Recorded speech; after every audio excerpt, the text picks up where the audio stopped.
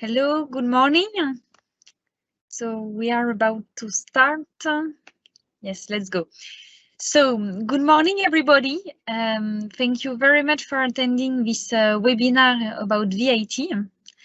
For those who don't know me, my name is Pauline and I'm head of seller partnership for Italy. I'm here on behalf of ManoMano, first to welcome you and just to do a little introduction. So as you may have heard about, there are some new rules about VAT as from July 1st. It's not always easy, we know, to understand the rules and to understand the concrete impact. So our objectives as ManoMano is to help you to make it clear and to understand what are the action you should take. That's why we have asked some help from the Marosa agency, who is going to explain us clearly what are the rules. They are definitely the experts of the field, so we can rely on their explanation. Before passing the mic to Pedro, just a little point about ManoMano side. You have received a mail with some type forms to be completed. I definitely invite you to complete them as soon as possible, given that it's mandatory information to be collected by ManoMano. However, today we won't go into the type form details, okay, because it's not about Marosa perimeter.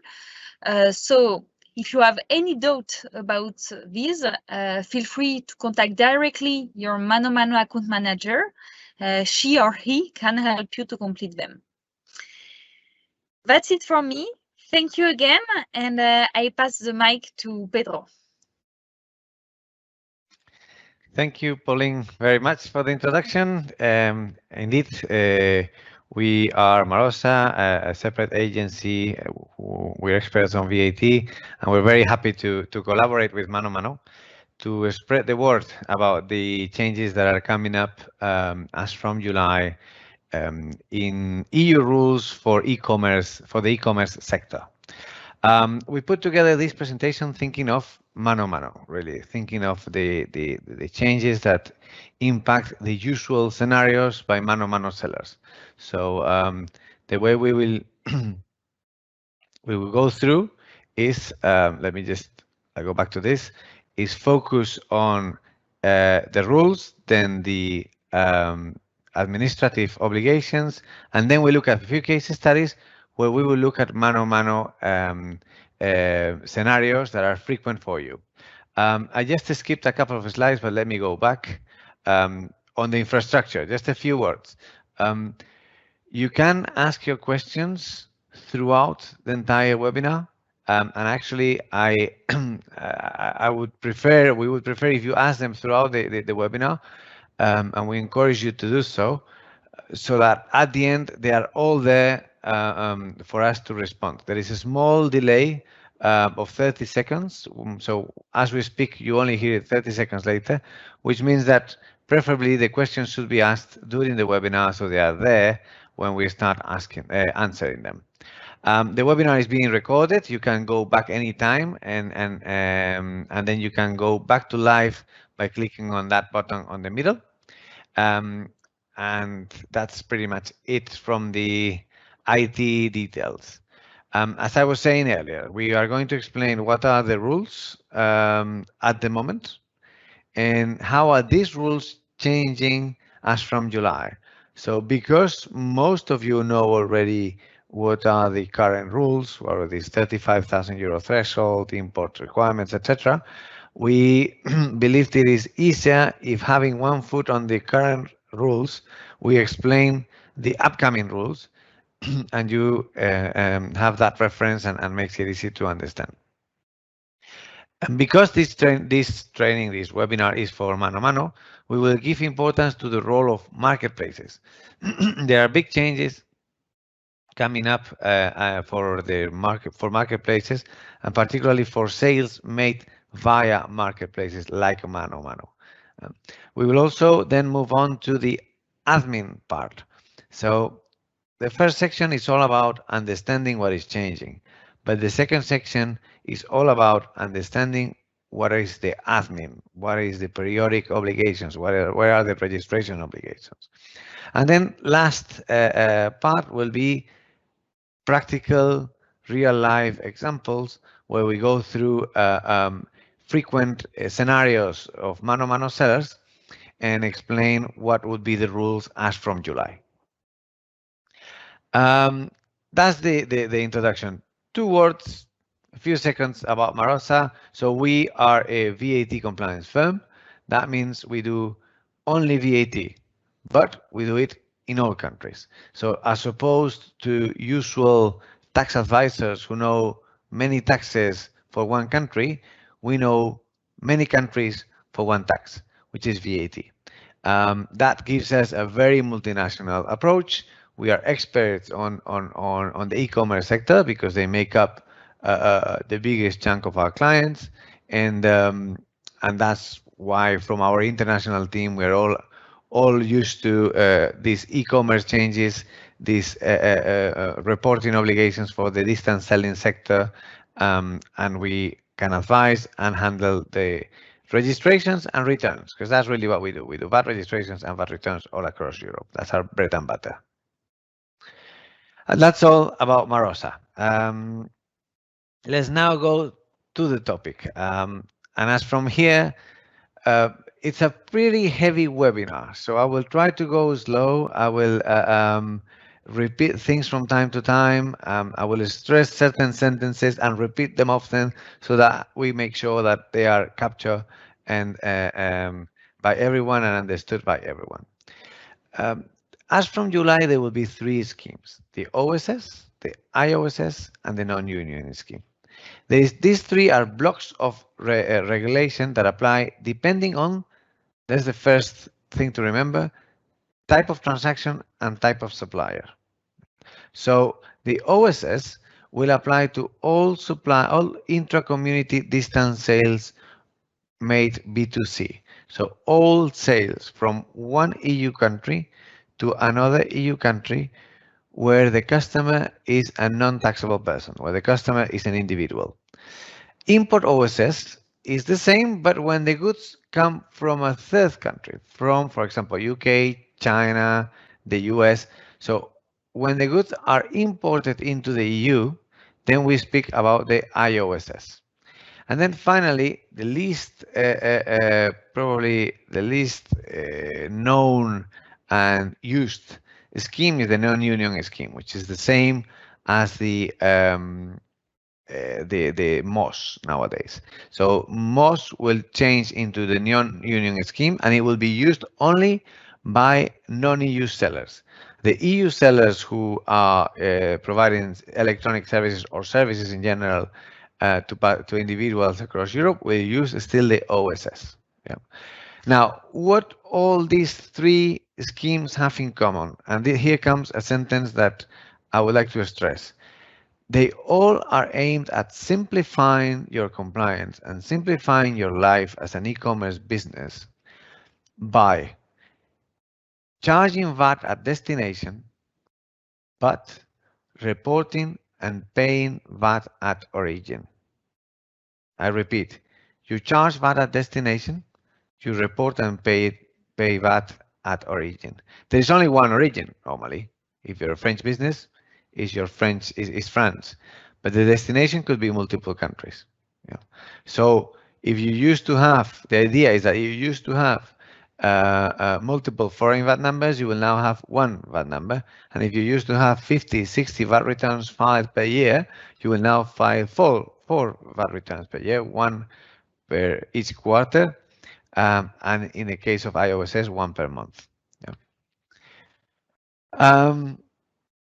That was the introduction. Let's now go into the details of how are things changing for each of these schemes. And to do so, we will put a foot, as I said earlier, on the current rules, and then look at how that compares to the future rules. So up until now, the OSS, which covers B2C sales from one EU country to another. So you're a French business, you are selling your products from your warehouse to individuals in Germany. Up until now, you would charge French VAT until your annual sales in Germany, so the entire Germany, not one individual, and your annual sales in the entire Germany will exceed a threshold. In Germany, in this example, would be 100,000 euros, but in most countries it's 35,000 euros. That's the current rules. Once you exceed the threshold, then you will register, file VAT returns, etc. But the main consequence is you start charging German VAT. So at the moment, when a French business sells to an individual in Germany, French VAT will be charged until the amount of annual sales in Germany exceed 100,000 euros. At that point, you charge German VAT. Now, how does that change as from July? Well, big changes, because now, in most cases, you will charge German VAT from the start. You will, if you are a French business selling to Germany, you will always or almost always charge German VAT from the very beginning. There is a small threshold, but that's 10,000 euros and it's for the entire Europe. So for the entire EU. So really it's very low. Before we were talking about 35,000 euros for one country. Now we're talking about 10,000 euros for the entire country. So very, very low. Now you will charge, as I said, VAT in Germany, so VAT in the country of consumption, VAT in the country of destination, but you will report it in your home country. So you will have only one OSS registration instead of multiple registrations as you used to have before. Today, if you exceed the threshold in multiple countries, you need multiple VAT registrations. Tomorrow, you will have only one registration irrespective of the amount of sales across the EU for this scheme. The same applies for returns. You will file many VAT returns. If you were in the old rules, you will file only one OSS return per period for sales in all European Union. Those are the rules. They are thought for the example that I just gave you. But then there are specific rules on marketplace and specific rules on inventory kept abroad. So before I go to the specifics, let me just tell you that there are winners on this simplification, but things are not simpler for certain e-commerce sellers. And I will give you examples later. But although this looks really nice, it is not that nice for certain sellers when the rules come into practice and when the exceptions come into play. But let's continue on the basics. We'll look at the exceptions later. The IOSS. The IOSS is, as I said earlier, the regime that covers B2C sales, so sales to individuals, of goods that come from outside the EU, China, UK, US, Latin America, with a shipment value below 150 euros. That is the scope of IOSS. What used to happen earlier and what will happen now? I'm going to elaborate a little bit what used to happen earlier, because somehow, and particularly in most countries where the 150 euro threshold is exceeded, the old rules will still apply. Now, what are those old rules? When you are a Italian company selling goods to a Spanish individual and the goods are being shipped over directly from China, at the moment you have two options.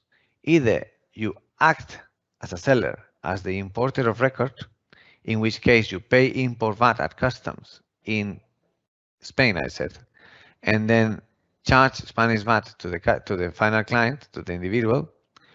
Or option B, you make the buyer, you make the individual as the importer of record.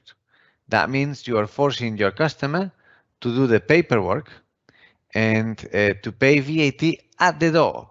When the customer today acts as importer of record, and I had the case personally a few weeks ago, someone from a carrier came from the transport company, and before they delivered the product to me, I had to pay import VAT at my door. It was from the UK, which is now outside the EU. But that's really admin work and payment and hassle that you can pass on to your final clients. Those two options are available and the consequences are different. If you act as a seller as the importer of record, that means you need to register in the country where you are acting as importer of record. If you're making your final client acting as importer of record, you take your admin out of your shoulders, but you put it on your client's shoulders, and they will do the admin. They will incur VAT on import, and they will be responsible for that payment. Now, those are the rules today. How are they changing? Well, for a start, they change for products with a shipment value below 150 euros. If it's above 150 euros in all countries except France, the former rules will continue to apply.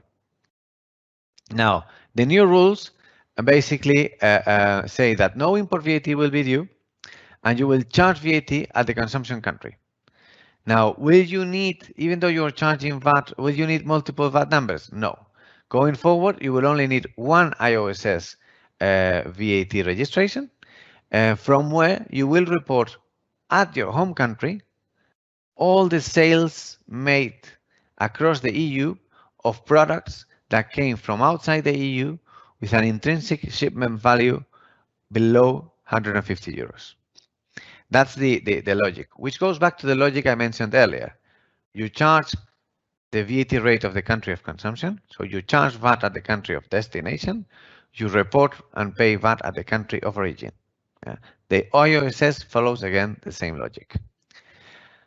A few words on some remarks on these exceptions, and I will speak mostly about intermediaries and marketplaces. The non-union scheme, as I said earlier, is for services provided by non-EU companies. IOSS above 150 euros, the old rules will still apply. Either the client is the importer of record or the supplier is the importer of record.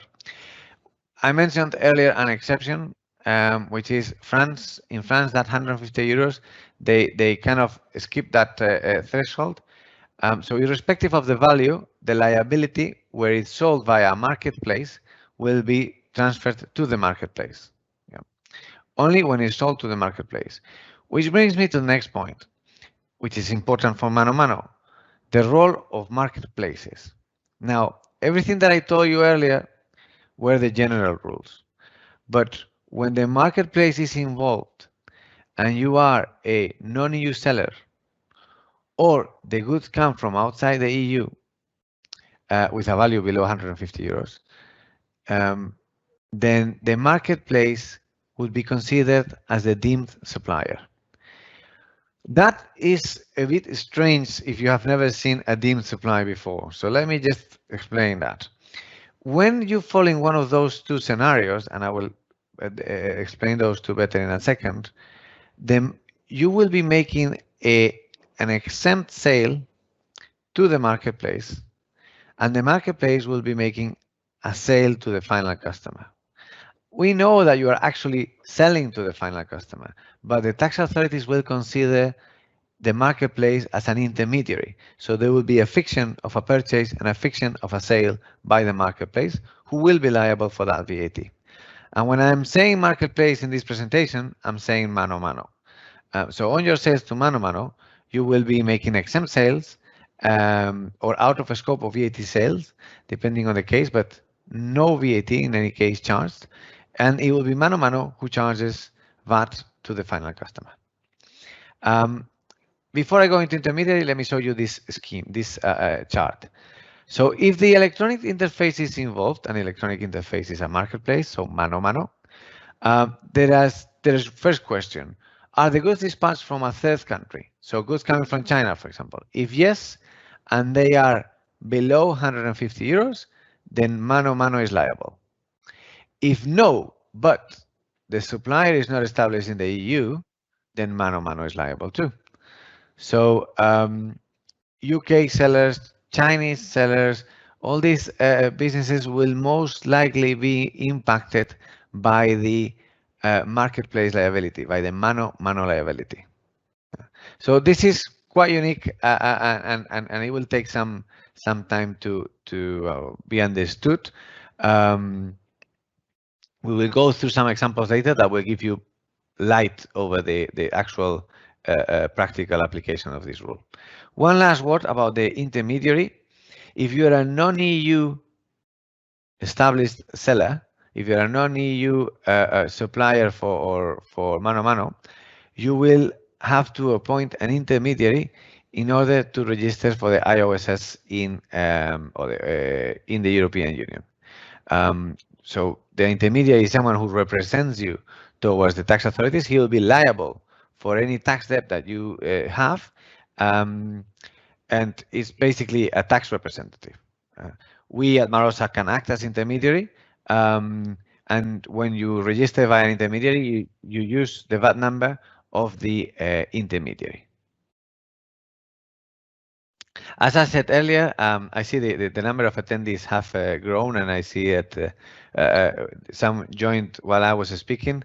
I mentioned at the beginning that please ask any questions you might have throughout the webinar. We encourage you to do so that when we get to the end, we have all the questions there and good 10 minutes to answer all of them. Yeah. I mentioned the general rules as from July. I mentioned the exceptions when the marketplace is involved, very important and complex. So do ask questions or take the time to look at this more in detail later. Let me just mention now what happens when you have inventory, as it is the case from time to time with ManoMano in a foreign country. As we know, as a buyer, as a client, we all like to get our products as soon as possible. So when the products are closer to us, that is more likely to happen. That is achieved by placing the inventory of the seller closer to the final client.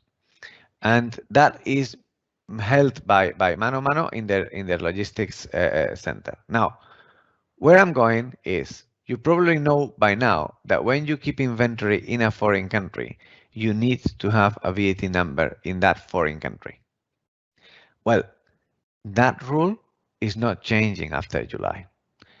As from the 1st of July, you will continue to keep your VAT number in a foreign country. So if you're a French seller and you have inventory in Germany, you will not be able to cancel your German VAT number. And if you have inventory in Germany, in Italy, and Spain, you will not be able to cancel those 3 VAT numbers. You will need to keep them. Yeah. The OSS rules on intra-community distance sales, they will continue to apply. They will fall in the OSS category. But the rule, the sales made from France to France, from Germany to Germany, from Italy to Italy, those would not fall in the OSS rules, and that means they will need to be reported in the local VAT return. Very good. Up until here, we looked at the rules, the logic, and probably you will have questions, and it is our experience that we get questions about the logic. Feel free to ask them. We will explain those more in detail later. Once you have understood the logic, it is time to look at the admin. It is time to really what you're going to look at over the next few years, because we are talking now about returns, about registration, about paperwork, basically. And that paperwork you will continue doing. Now, the first step on the admin is to get VAT registered. And how do you get VAT registered for OSS or IOSS? Well, the first point we wanted to make a remark on is that you will need to register in your country of establishment. So if you're a French business, you will need to register in France normally. And if you're an Italian business, you will need to register in Italy, Germany, etc. If you are a non-EU seller, you will normally need to register via an intermediary.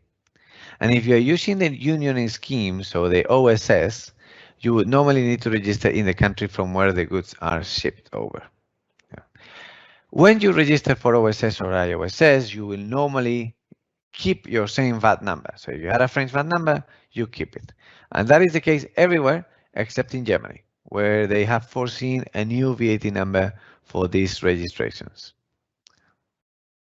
That's the question as to where to register. Now, how do you register? Well, I brought here an example today from Ireland because it's in English and this webinar is in English and it's the only chance we have to use an English example. And I'm going to show it to you just now. This is an Irish OSS registration. I have completed it with test details, but as you can see, well, we're using the simplest country, so Israel is rather straightforward. But you only need to complete details about the company, details about contact details, history, so where are you registered, have you been registered in MOS, etc. And then you validate the summary. You enter your details and you continue. At that point, the tax authorities will review your application and it will become effective as from the first day of the following quarter. So if you submit it now, it will be effective as from the 1st of July. Now, what is the problem that we are seeing? That despite that the rules are coming into force only in 3 weeks' time, many tax authorities have not yet opened the registration portal. So we are kind of waiting for the rules to be enforced really by the tax authorities in order to get registered, and otherwise you cannot. And even in some instances they have opened the registration but only for OSS and not for IOSS, or they have not opened any of them, like it is the case in Spain. So pretty mess, if I may say, at the moment with the OSS registration. Let me see if it opens the Spanish example. There you go. I just show you a Irish example. In Spain, the only thing we have is the actual form. We do not have the option to file it. We don't have the portal, but we know the PDF. Well, the PDF is this long. As you can compare it to Ireland, it's a lot more complex and requires more details. Although it should be a standard, the form is a lot more complex. So that's a shame. Right. That's all about registration, about where do you need to register, and also about how do you register by filing a form electronically. I brought up here as well, before I jump into that, this nice website from the French tax authorities. I'm aware that some sellers attending this webinar are from France. So this portal right here gives you all the information you need about IOSS and OSS. It's all in French, of course. We will send it. It has forms too, and we will send it to you at the end of the webinar, most probably through Pauline or Catherine, who are assisting, helping us with the coordination of this webinar. Right. So we explained registrations and we explained portals. Let's now look at OSS and IOSS VAT returns. The deadline for OSS returns is always the same. It's the last day of the month. The frequency is always quarterly for OSS and always monthly for IOSS. As I mentioned earlier, you only make one payment. So let me just take the opportunity to explain that again. You are charging VAT at the destination country, but you're reporting it and paying it only once to your home country. But how is that done? Well, you are collecting VAT from your clients at, say, 19% in Germany, 23% in Portugal, 21% in Spain, but you are reporting all of those VAT amounts in one single form, and you are making one single payment. And it is, for example, the French tax authorities, when you make the full payment to them, who will then transfer and split that amount into little pieces according to what you have reported in your OSS VAT return, as I will show you in a second.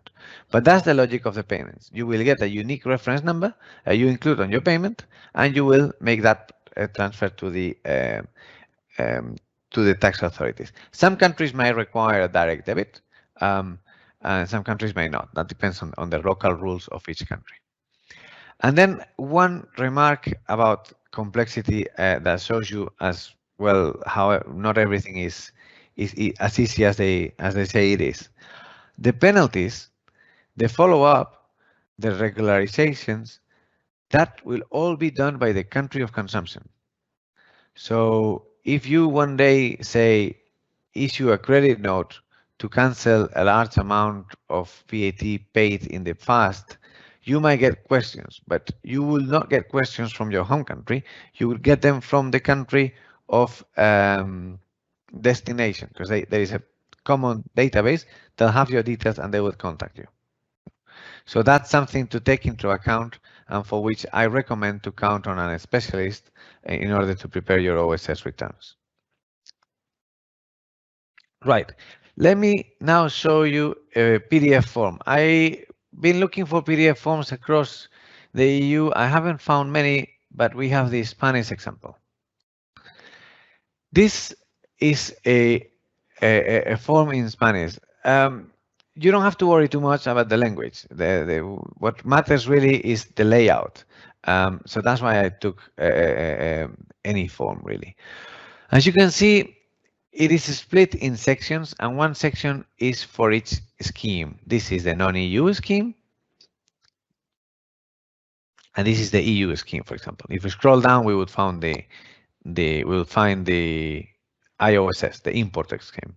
Now, how does this work?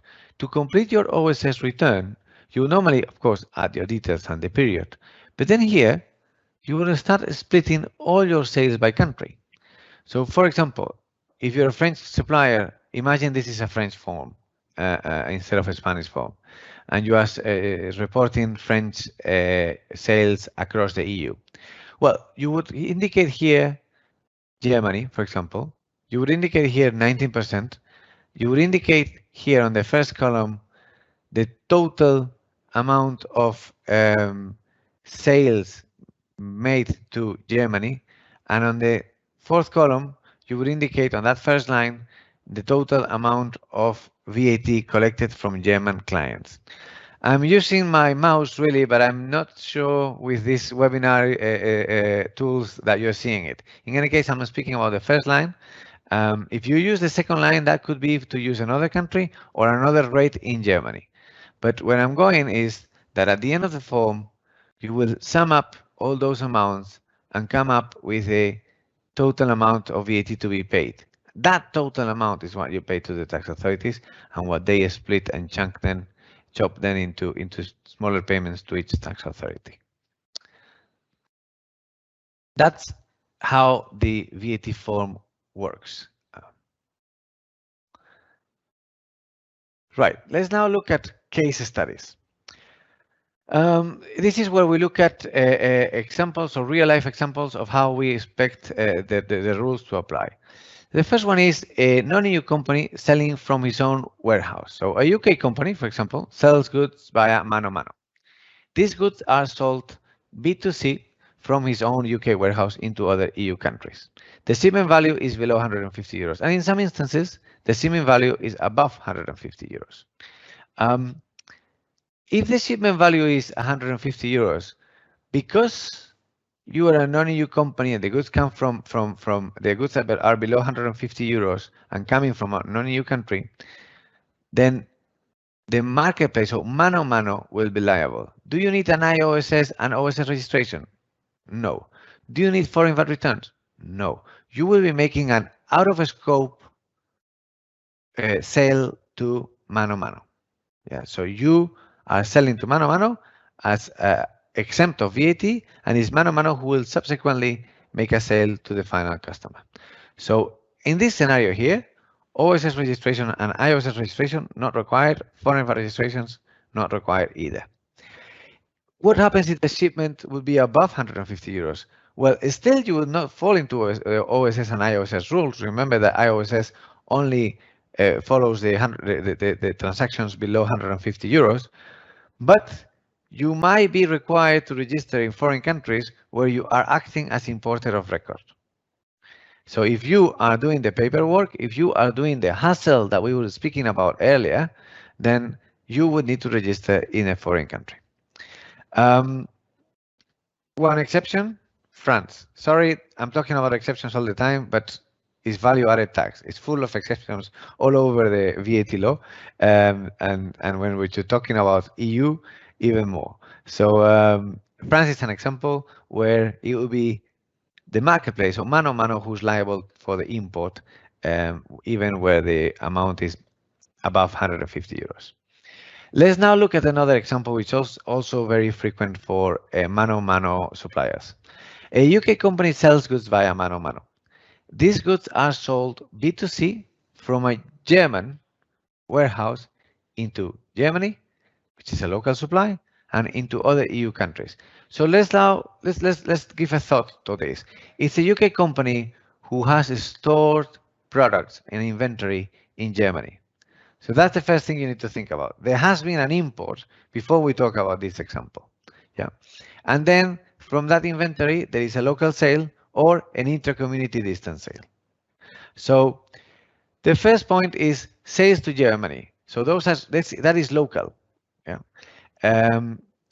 Do you need OSS or IOSS? No, those transactions don't fall into into those schemes, so not required to file those returns. ManoMano is liable. You will be making an exempt sale to ManoMano.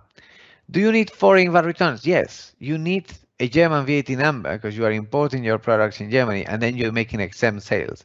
So in that foreign German VAT number, you will report your German exempt sales to ManoMano and your import VAT. Foreign VAT registrations is only Germany. Now, what happens if we look at the sales made to other EU countries, so not the local sales to Germany? Well, at that point, it's really the marketplace who becomes liable because you do not fall into OSS or IOSS registration requirements. You do not fall into the OSS or IOSS VAT returns, and you do not need to keep a foreign VAT number. All this is very simple, but I already assume that, I mean, it's simple to understand, but I already assume that most of you as sellers have a combination of all these transactions. I'll show you later a cheat sheet where you can look at each case individually and come up quickly with the conclusion about the tax classification and the VAT treatment. Right. Let's look at this example. An EU company selling goods from outside the EU. So a French company sells goods via ManoMano. The goods are shipped directly from China into the different EU countries. All shipments are below 150 euros. Do you need IOSS returns? No, because ManoMano is involved. ManoMano is liable. Do you need foreign VAT registrations? No. Do you need an IOSS registration? Again, no, because ManoMano is holding the liability. And local VAT registrations? Neither. You are simply making an exempt out-of-scope distance sale to ManoMano. If, however, the 150 euro threshold is exceeded on the shipment value, the import VAT will be due by ManoMano. In this case, exactly when the goods come into France, and where they do not come into France, then you would follow the general rules. Now, where ManoMano is liable for import VAT, you need to give ManoMano, you need to get from ManoMano their French VAT number in order to arrange the transport from China. This is important. It's an exception with France, so take it into account. You might need to collect data, so you might need to collect the VAT number of ManoMano in order to do your export from France, into France, from China, for example. Last example. This is an EU seller with local and EU foreign clients. So company A is a French company selling via ManoMano to French clients. Company A also sells via ManoMano to customers in other EU countries. So the first sentence, this is a sale via marketplace to French clients. The second is a sale via marketplace to clients in other EU countries. The 10,000 euro threshold is exceeded and products are always dispatched from France. This already falls within the category of the standard OSS and IOSS rules because the marketplace or ManoMano is not liable in this scenario. So do you need to file an OSS return? Yes, to report the B2C sales from France to other EU countries. So that's second sentence. Do you need a French VAT return? Certainly. You need to report in that return the local sales to be reported, France to France. Do you need foreign VAT returns? No. Unless you're keeping a stock in other countries, you do not need foreign VAT returns. So if you're only doing this, you are better off as from July. Now, registration-wise, you will need to register for OSS, and you will no longer need local VAT registrations. Right, I think we're doing good on time. We're just at the end. Before we finish, I would like to show you a couple of resources.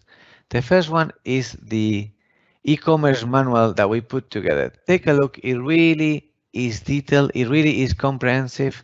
When you look at, for example, the role of the intermediary, you see here when does the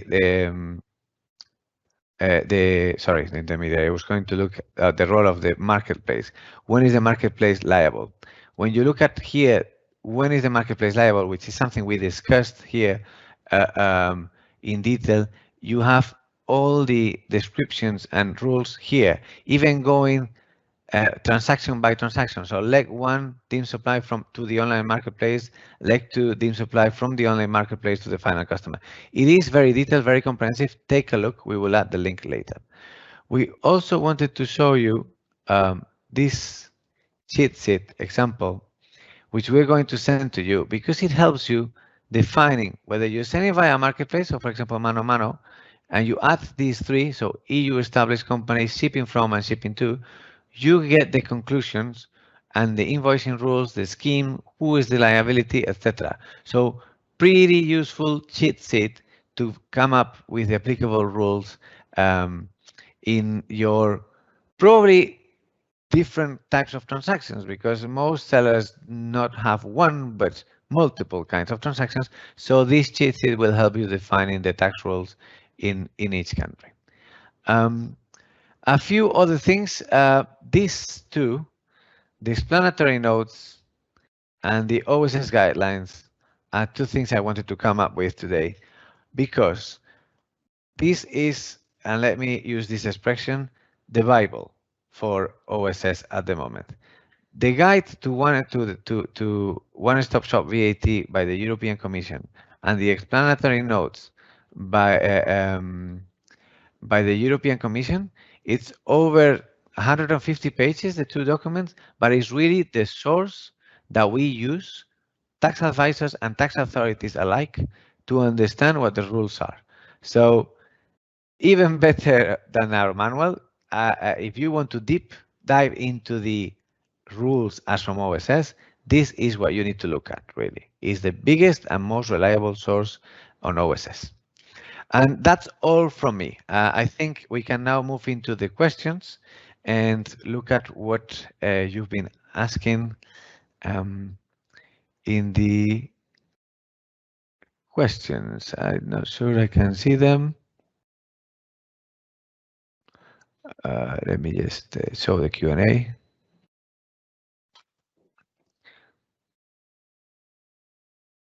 All right, so we have 3 questions. I'm going to read them out loud. I think you're no longer seeing my screen, so unfortunately for you, you're only seeing my face.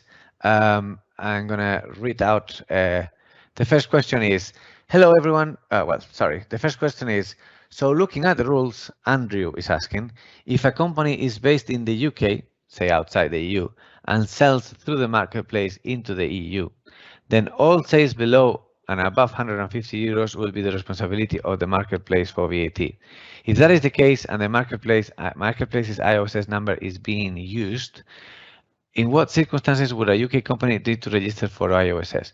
Well, the first question is yes, but only partly. So when you are selling via a marketplace, as a non-EU seller, you would normally, let's take, well, if you look at our slide where we explain when is the marketplace liable, the marketplace would only be liable in some instances. So particularly where the 150 euros is not exceeded. So at that point, you would need to register in those countries where the where you are acting as importer of record. Now, Andrew is asking another question. It was mentioned at the start that these rules relate to B2C sales. What if a business buys the goods from a marketplace, so effectively a B2B sale? Do all these same rules apply, or are there different rules for a B2B sale? Normally, on B2B sales, they would not fall within the OSS rules, so it's indeed for B2C. The scope is limited to B2C, not B2B.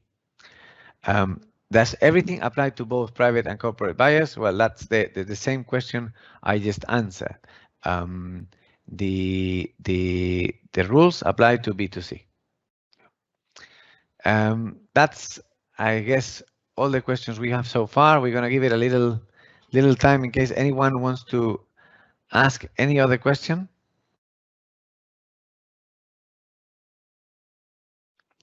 Otherwise, we're just on time, so we're getting there. I don't know if anyone wants to add a word or any other question.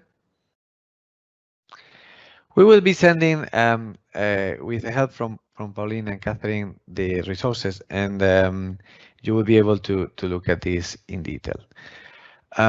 That's then all from me. Thank you everyone for assisting. Thank you very much, Pauline, for the introduction.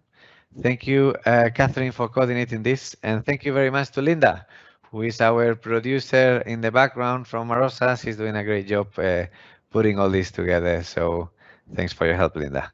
Thanks, everyone. Have a lovely rest of the day. Bye-bye.